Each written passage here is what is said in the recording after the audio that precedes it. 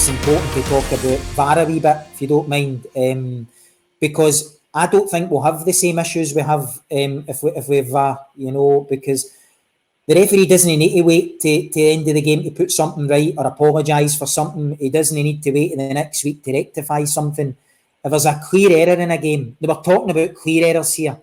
It's rectified there and then. You know, it goes without saying that we've had problems in Scotland in the past about compliance and people, you know, cited for tackles that have been missed by the referee or incidents that the referees called incorrectly, issued the wrong colour of card.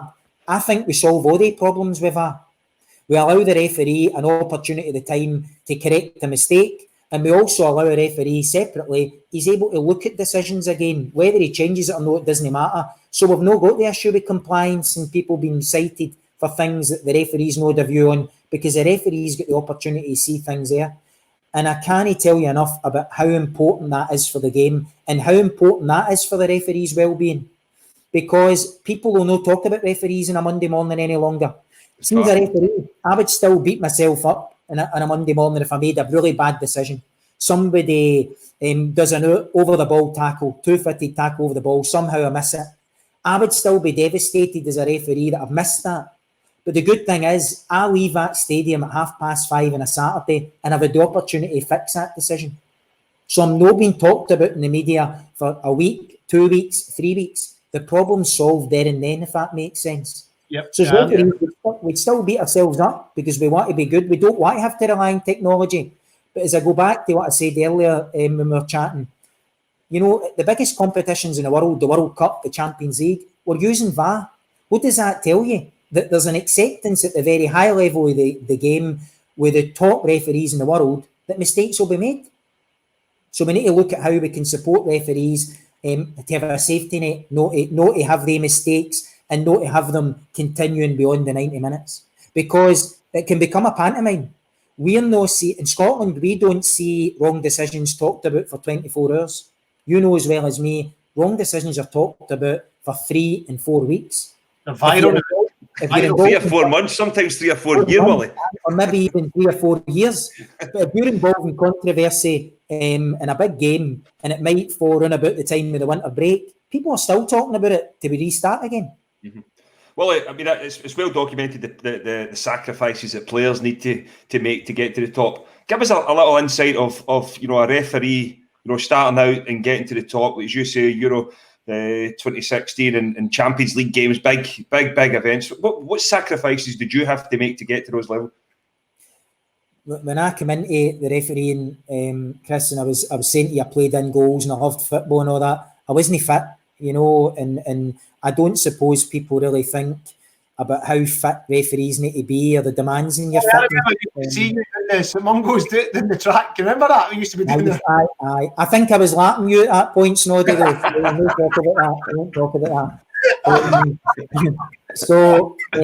But the training's unbelievable. So every day, every single, now even at this lockdown period, I'm training 6 out of 7 days. We get a programme sent to us by UEFA and by the Scottish FA as well. And every night you need to download the data. It goes for your watch and the heart rate monitor, and it's sent to a professor in Switzerland. He analyses that. Sometimes you'll be criticised even for training too hard or too much of the one thing or not being in the right heart rate zones. So the training's really demanding. By the way, I think Bobby's cycling to Switzerland during this lockdown. He's cycling everywhere in Scotland. I think he must be wearing a mask or something, though some of the stadiums he's cycling to, maybe the them or some of the areas. So the training's one aspect to it, but you live and breathe refereeing. You know, I sometimes say to people jokingly that my wife's been like a single parent. You know, you miss birthdays, you miss other occasions, you miss parents' nights. But I don't want to make that sound negative because that's a choice I make, you know, and I've gained a lot for refereeing as well. But there is big sacrifices to be made. You know, we're no full-time. I would be honest, hand in my heart, and say that if you want to be a referee in Scotland and you want to do it for the money, then you're not in the right game. You know, I'm not interested in money either. I have to say, if somebody said to me in the morning that you won't earn another penny in refereeing, would I stop? No way, because I love it. and it's such a big part of my life, and I wouldn't want to ever give up on that. As I said to you earlier, see on that, Willie. See on that. See when people talk about people with the mental health issues and like, he gets paid this. Like that's something you hear about referees a lot. They make mistakes, they get criticised. They deserve the amount of money they get paid. Like it's wrong. I think as well, Boydie, that people probably think we get paid quite a lot of money, for example, in a Premier League game in Scotland. But if you take into account that in the build-up to a Premier League game, there's 6 days before it, and every one of the days I'm either training, I'm analysing clips, I'm thinking about the game. I don't just suddenly wake up on a Saturday morning and say, I'm going to referee Kilmarnock St Mirren today, and I've no thought about it. Mm-hmm. As soon as that appointment comes in on a Tuesday, you're thinking about the game, thinking about the preparation, you're working hard because you want to do it well. And I always go back to a phrase, see, no matter what game you're appointed to and you run out that tunnel on a Saturday, that's the most important game of the day for you. It doesn't matter if there's a bigger game elsewhere in the fixture calendar. See the players that are on the pitch, see the people who have paid to come into the stadium, see for you and the 2 assistants, that's the biggest game for you that weekend. So you need to make sure you're absolute best. So there's lots of sacrifices. It's not a money-driven thing for me. Okay, people will say to you, when you're refereeing at the highest level in Europe, I've been to some of the best stadiums in the world. I've shared pitches with some of the best players in the world. I wish I could bottle up for the young referees and the people coming into refereeing the experience in that lineup in the Champions League game and the music playing. Never did I think, Snoddy, you said about running around the track in East End of Glasgow. Never did I think as a wee boy that I would be standing in a stadium with Champions League music and about to be involved in that game. It's something special. It's no bad standing in it. I've only done it once, but it's no bad standing in that line with the Champions League music. Well, yeah. It's amazing. Maybe one day you'll experience that, Snoddy. Snoddy will. What I will say though is something for me, it's important, and I always want to get this message because I'm involved in education and also want to instill it in my kids, is that I don't think you ever forget where you come from. I don't think you ever become arrogant. I don't think you ever become big-headed. I don't think you think I've made it in life. I think you need to work hard. And there's no a day goes past where I don't watch clips. This lockdown, I'm watching football to death, watching all my games and try to think, how do you become better? How do you try and enhance your fitness training to become even fitter? So it's important, but don't ever forget. I don't ever want to forget where I've come from. And sometimes I remember when I walked out the stadium in Marseille to referee France and Albania in the Euro, and there were 84,000 people in that stadium. I remember thinking to myself, my mother and father, and thinking a lot of people flashed through my mind that I grew up with. And it was a moment I felt I was representing them. I was representing the people where I'd come from. And sometimes you don't get the chance, referees don't get the chance to speak about that often. And I'm sure as players, you think when you're representing your country, you think all these same things, your family, the people, your background. And the same for us as referees. When I walk out in a European game or at that Euro, it's the closest I could ever come to fulfilling that dream of playing for Scotland. Willie, you speak about there, and obviously you've studied the game inside and out. You're constantly, you're still studying the game. What is there one rule or is there one thing in the game in refereeing that you would change? I think we're starting probably getting to grips with things, Snoddy, about handball. There's lots of debate about handball. You speak to loads of different people, they've got different interpretations. I think FIFA are trying to even make a distinguishment now between the shoulder and the arm. It's a rule that can be so difficult to interpret, but particularly interpret in the heat of battle, if you can imagine. When a ball's flashed into, if you imagine a shotgun in and goal and there's umpteen players around there and it hits somebody's arm, it's very hard for a referee to decipher in a couple of seconds what's happened there. Of course, it's really hard for referees. Some things that stick in our throat that we don't like to have to administer, but we're forced to, is players celebrating, taking their jersey off, or players going towards the crowd about safety issues. You'll not get me doing that because I'm ashamed to show this body. I always remember your celebrations, boy. They having to chase you about the pitch, tell you to stop. But there's some rules that referees don't find easy to enforce, but we need to apply them. And if we don't apply them, we get criticised for that, And we need to accept as well that we need to enforce the laws of the game. We need to apply them so that people feel that they're treated fairly. You know, you'll hear people saying, oh, well, how was that a yellow card in an Old Firm game, or no yellow card in an Old Firm game, but it's a yellow card somewhere else. I used to be very black and white in my outlook in refereeing, but I think circumstances in a game can decide what action you want to take. You can't ignore blatant offences, but there might be that at times it's better to manage a bit of dissent in a game than it would be to manage it in another game.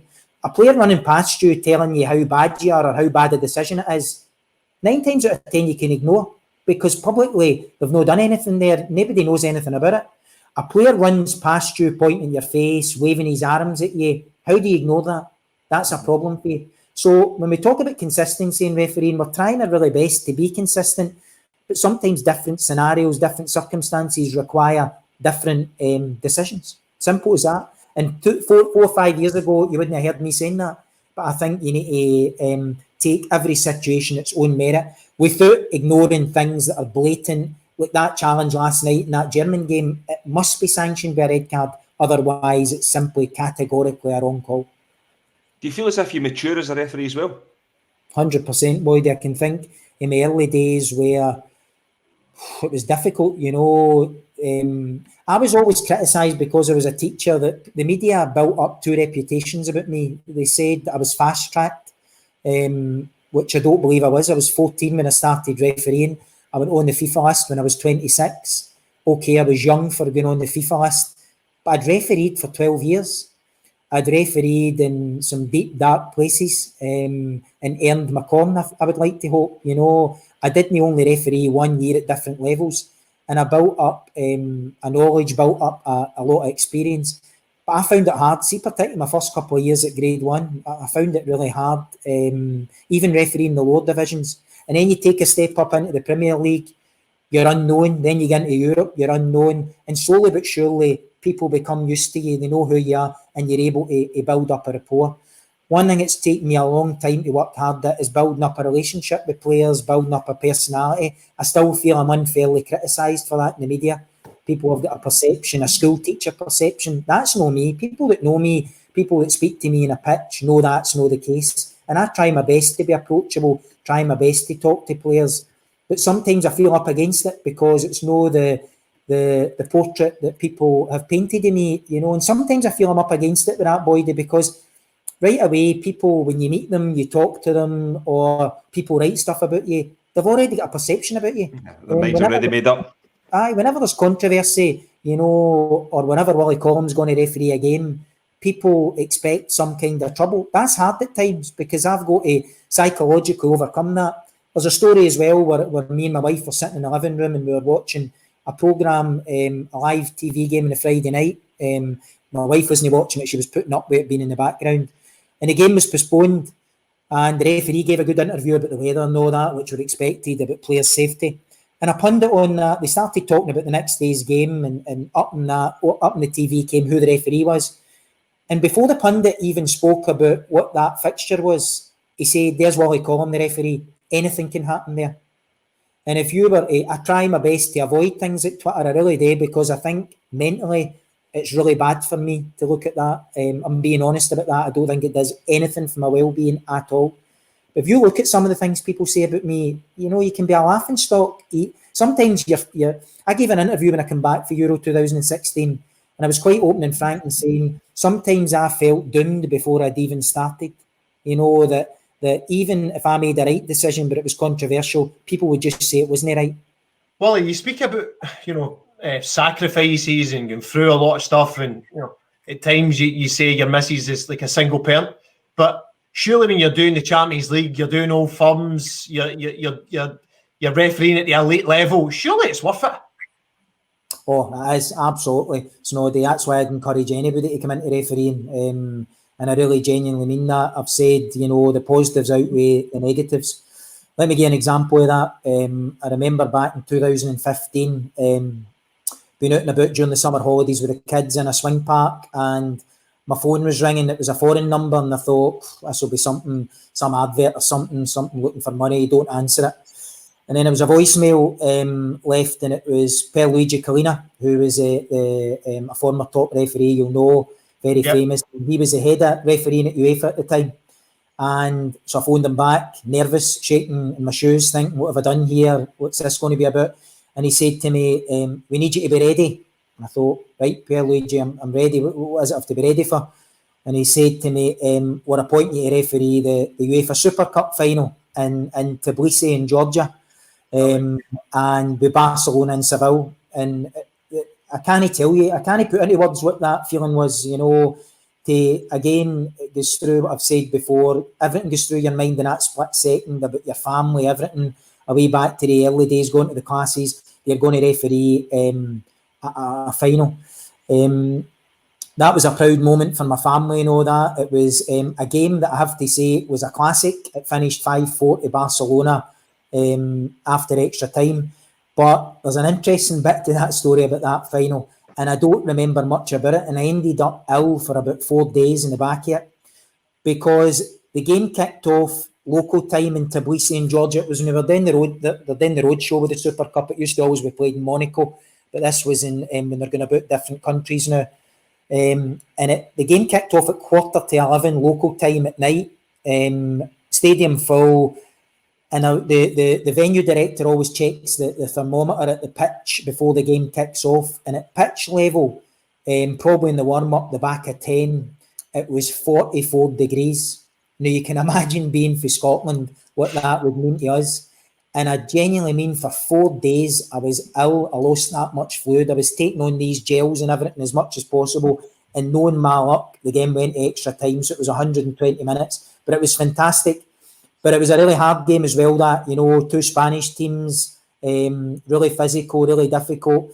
But again, really good for Scotland, and a positive appointment. We had a European final, and the last referee to referee a European final was in 2002, Hugh Dallas, before me. So to referee that, we're a country, we're not one of the big countries when it comes to football, we're not one of the big countries when it comes to refereeing. So you often hear people say we punch above our weight. And that was an example where we punched above our weight. But it was great, and that will be a great memory for me. Cup finals, you know, you can't beat the Scottish Cup final, League Cup finals. The pressure it goes with an Old Firm game, everybody always wants to ask you as a referee about an Old Firm game, because the build-up to it's unbelievable. It's usually 5 or 6 days where you're lying in a darkened room. No worrying so much about the decisions you're going to make during it, worrying about the aftermath of it, what might be the fallout of it. Sometimes I need to get my head straight and try and... I worked years and years ago with a professor at Stirling Uni, and he tried to talk about positivity and about visualisation. I thought when he talked about visualisation, it was about flashing yellow and red cards in front of a mirror. I genuinely did. But it was really about trying to imagine success in your mind, success in the field, how you would deal with different situations. And I find it hard as an individual, it's just part of my personality, to think a positive outcome, and sometimes always get caught up thinking, what if this goes wrong? What if that goes wrong? What if I miss this? What if I miss that? What will be the fallout of that? And that can be really hard to try and train your mind to focus on that. So when you come to games, at Old Firm games, you need to try your best to turn as much positive energy as possible.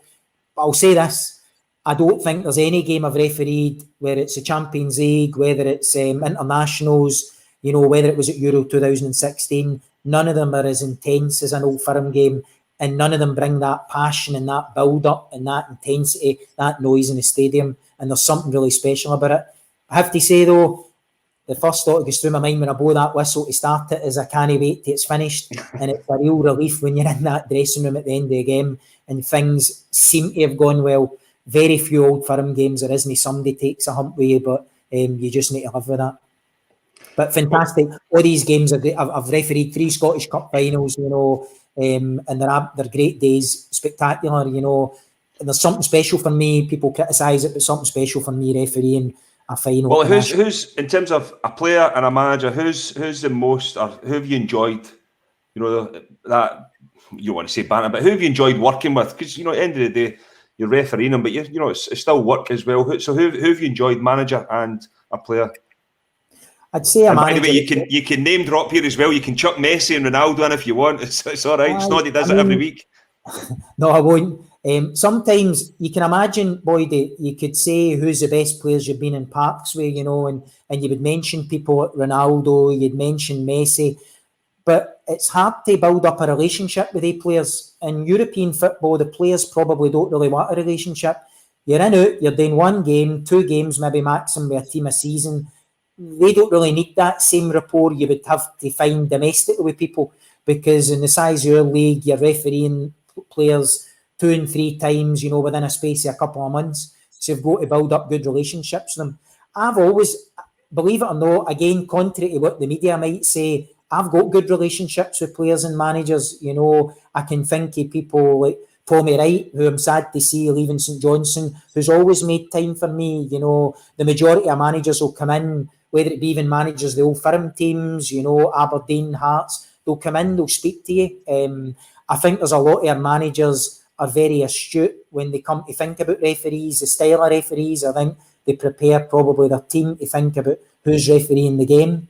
I remember Craig Brown dressing me down at the end of a game, that 6 each game between Motherwell and Hibs. I have to say, that's the best game I've ever refereed. People ask me, is it Barcelona, Seville, was it an Old Firm game? The best game I've ever been involved in was Motherwell Hibs, that 6 each game. It was brilliant. But I remember walking off the park thinking, that's been great, 12 goals, nobody will be talking about me. And Craig Brown berated me because he said when the Hibs goalie, Graham Smith, saved the penalty that would have potentially won the game 7-6 for Motherwell, he was miles off his line. So I remember getting dressed down with him. But is that your most memorable dressing down? I think it is. I think, and I've had some dressing downs for managers, which have been deserved as well. That it might be an error, it might be the way you've spoke to somebody off the cuff that's not really been appropriate. So we take that, we accept that. The way we accept players and managers sometimes have to get a dressing down for us. Sometimes I think you two know what I mean here. Sometimes on a pitch, when you're speaking to a player, it looks like a dressing down, but it's not really. Something can be said that's quite funny, or talking to somebody. I can tell you, I was a 4th official at a high-profile game in the season just past, and a manager went absolutely crazy in the touchline, running up and down, jumping up and down, and I shuffled up next to him and I said to him, "What's that all about?" And he said to him, "Relax, Willie, I'm playing to the gallery." So I understand as well, managers and players have got a job today, they need to look as if they're involved. You've got to tell us who that manager was. No, I'm not telling you that one. I'll tell you the other one. Well, have we got any good young referees coming through? Aye, I think we've loads of young referees coming through in the game. I think they're at an even better advantage than I was. I think the level of coaching and refereeing's gone up, the level of analysis you can undertake. When I come into refereeing, even in my early days, coming through, even the Premier League, there wasn't as much TV coverage, there wasn't as much opportunity to look at footage. Now, I go on that platform, Y-Scout, and I can look at pretty much any game in the world and analyse it. Guys refereeing semi-professional football, junior football, they're able to analyse clips, look at it, see what kind of referee they are. I think a lot of our referees are finding it easier to develop more of a personality because we're coaching that now. We know that that's a pre-requirement to reach a top level. Our referees are fitter than I've ever been. I've tried to take on board guys like Nick Walsh, who I think's coming through at the top level. I've tried to take him as a 4th official, previously as an additional assistant referee with me in Europe. To do what guys did for me, the guys who took me under their wing, the Willie Youngs. Who were the guys that took you under your wing? I remember coming in at the training area at Glasgow East at Crown Point. Willie Young became a great fan of mine, supported me a lot. I've mentioned earlier Hugh Dallas has been a great support to me. Guys like Stuart Dougal, and current guys in the game as well. I hope that I don't ever take credit for these guys' careers. People will probably criticise me for developing their careers, but Bobby Madden and John Beaton came with me for years behind the goal, Andrew Dallas behind the goal, where you give guys the opportunities you've had to go and experience a different level of football and hopefully develop them to become top referees as well. We're in a difficult position in refereeing because clubs have got academies and that. We need to try our best to develop our referees. We had an online coaching thing for referees of all grassroots level the other week, and we had something like 500-600 people attended that. It's brilliant, looking to learn, looking to progress. I also take it upon myself to put something back into it by coaching a few of our referees. I'm coaching a top female referee now, which is important because we're trying to develop the women's game in terms of refereeing. We want to try and develop our women referees so that they're represented at the top table of European football, the way we've been lucky to be with myself and guys at Craig Thompson in the past in the men's game. Willie, what's the highlight of your career? I'd say the Euro 2016 was a highlight, Snoddy. Being put in that international list in 2006 was a highlight in my career. Sometimes folks hate me single out things, but, you know, I spoke earlier, I love refereeing. Every game's a highlight to me. I don't ever wake up and think, oh no, I've got this game to referee, or I've got that game to referee, or why am I in that division? Why am I no refereeing that game he's refereeing? Every game's important to me. But they big moments are highlights of your career, you know, cup finals. And I try my best at the moments to involve my family. To be honest, I don't always take them to the games because naturally they would hear things shouted at you that might not rest very well with them. I don't want my daughters subjected to that, from being honest. Do you think that's unfair though? Because, you know, I mean, it's their father, it's refereeing, you know, at the highlight career. Do you think that's something that should be changed? Aye, and a lot of people would take that risk and take their families. I'm nervous about it, Chris. You know, I took my kids last season. I refereed the Scottish Cup final, Celtic Hearts. My wife and my kids didn't come. But 3 days later, I took them to the Women's International at Hampden, Scotland, Jamaica. Sit in the crowd, it was great. Hardly anybody recognised me. And I thought there was a family atmosphere to that, you know, and we need to be able to bring that to all levels of the game where people go to stadiums and enjoy it and no be worrying about what somebody behind them or somebody in front of them is going to shout. But I worry about that. I don't know the solution to it. You know, I would only hope that people take on board what we're all saying and think that it's important, you know, to think about how you're acting and that people run about you might actually, in the referee's case, be related to that person. Highlights of my career, you know, I go back to the Euro and I talk about the time there, he walking out that tunnel and experiencing that. Well, see how you speak about, you know, there might be a perception of you, or, you know, people think you did it at the start of the interview about people, you know, miserable, or people might judge you or whatever in certain situations. But this is why I says that I think we do really need to see a lot more referees and see them speaking and hear them speaking so open and honest like this, because it would change a lot of people's perception and mindset, and see the sacrifices and the mental toughness it is to be at the level you're at and to be at the elite level. I think you're right, Snoddy. I think folk just see us in this robotic way. You know, they see Willie Collum, the referee.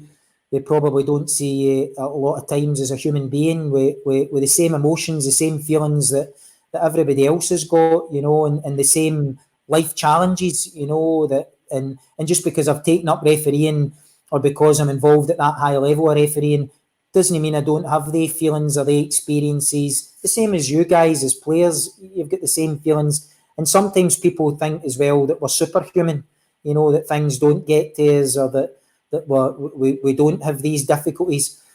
But I'm grateful for any of the difficulties I've experienced in my life. I'm still grateful for the involvement I've had in refereeing, because it's kept me going. I've said quite openly, I think that in terms of when I was really young, I think refereeing gave me a good idea about trying to get a focus in life and focus my life in general and try and make something in my life. And again, I'm grateful for that and grateful for that opportunity, but also remembering the people that perhaps didn't get the same opportunities at me and still don't get these same opportunities. But I think we're in still sort of lockdown mode still. What referee or someone assistant would you pick to be in lockdown with? What referee? I'm going to probably offend half of the referees here, so I better think really carefully about what I'm going to say. I've taken since I went in the elite list in refereeing in 2011. But Snoddy, I know what's coming. He's totally forgot all his Scottish colleagues. He's going abroad. No, I'm not going abroad. No, I'm not going to go abroad. In 2011, when I went on the elite list, I tried to gather a team around me about guys that would come and support me and whatever. And I quickly took Bobby Madden came with me And Bobby's a character. He's got so many stories, so much life experience. Got a really awful taste in music. He's usually in charge of the music, not in the dressing room. But you know, for being in a pitch with Bobby, about the kind of personality he is. And even in difficult moments, in big games, before walking out in Champions League games and whatever, I've always thought Bobby Madden's been able to keep me a bit level-headed.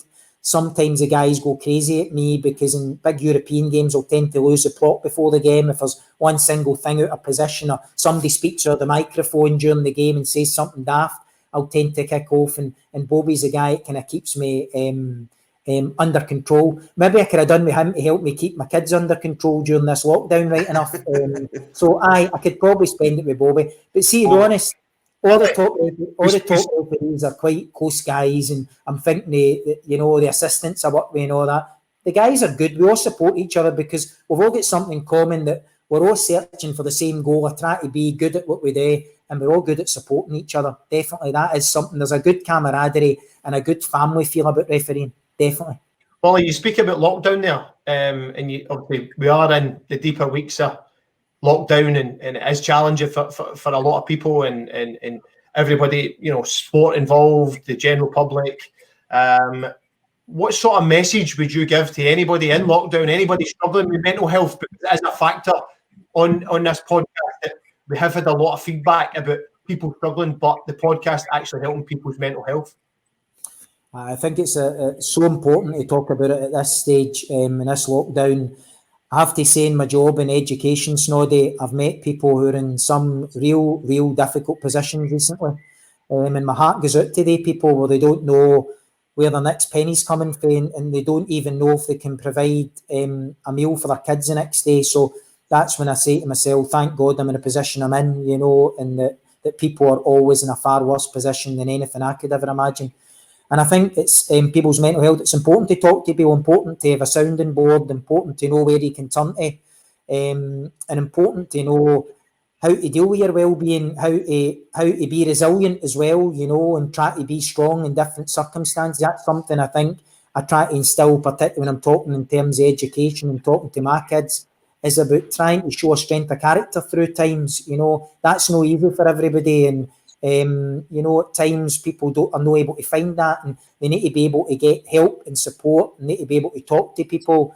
I think as society, though, we've all got a responsibility, not just in football, but to really help people with their well-being and support the whole mental health agenda. And here's something I would say that I think I've picked up from my experience. We're all really good at saying it and declaring the message and saying, it's good to talk and, about support networks. And if you need to talk to somebody, come and talk to me. And if you need help, or if you're speaking to young kids, there's always somebody there for you. But we need to put our money where our mouth is, and we need to really mean that. And we really need to think about the way we treat people, what we write about people, what we say about people, how we act around about people. And do we really value people? Because it's all very well saying one thing, but it's another thing if you can talk a good game about supporting people with their mental health. It's a good game talking about saying how important well-being is. And then 3 or 4 tweets later, or 3 or 4 hours later, or a chance speaking in the media later, that you're already affecting somebody's mental health. So I would say that we all need to be thinking about what our key messages are, that we're all good at that, and saying the messages and saying how important they are, but we need to follow through on them. And I think that's an important message to everybody, whether you're involved in sport, whether you're involved in anything else, and I'm talking about generally in life. You really need to think about other people, think about how you're acting, how you're behaving around other people, and think, am I really supporting people? Am I making that offer? Is it a genuine offer? And am I just think that nobody is a right in this world, in this society, to take away somebody's peace of mind. And I think we all need to reflect in that by the way we act, by the way we behave, and by the way we say things. Well, Willie, I just want to say thanks. I mean, an open, honest interview podcast. Unbelievable, some of the stuff you're into. And I think, Snoddy could say thanks for himself, but for me, thanks very much for coming on. And I just hope that, going forward, that, these types of platforms give referees like yourself and your colleagues the platform to come on and actually speak that you are a human being and you do struggle away from the sport that we all love. And once again, thanks very much for coming on. Thank you. Thanks very much, Willie. Cheers. And guys, can I say to you a genuine, heartfelt thanks a million for allowing me this opportunity to come and speak, and I really enjoyed it, and it's good to see the two of you, and stay safe. Thanks a million. Right, Willie, thanks very much. Cheers. You Thanks too. all. Stay safe. Cheers. Thank you. Cheers. Boydy, what about that? That was incredible. I've never been so engaged with somebody to try and to hear more. Willie, he went so in depth, so emotional, losing his parents, and honestly, you'll really have a different perception of officials. Willie Collum after that. Listen, I always knew that the East End boys, we wear a heart on their sleeve, and we don't mix our words, but that was incredible, boy. It's so powerful. It was fantastic, but I think as well it's a sense of realism of where we are as a country in terms of the negativity we put out there, the abuse that we hurl at referees on a weekly basis. It does have an impact, a massive impact in their mental health and well-being, and it's about time everybody has a look at what they're doing and really goes about it in a different way. Because listen, for me, that is one of the most powerful. I said at the start, I had a feeling that it was going to be a powerful and emotional interview, and it didn't let us down. It was unbelievable. But once again, hopefully a lot of people can relate to that, what people are going through, the difficulties that they face, and maybe as a nation we all need to stand up and realise that, listen, our referees are only human, and they need to go home to their wives, their families. They need to go out to the shops. They need to be treated differently. But once again, a fantastic interview, fantastic podcast, and stay tuned because there's a lot more coming. In the Lockdown Tactics podcast. So everybody, stay safe, and we'll see you all again next week. Brilliant.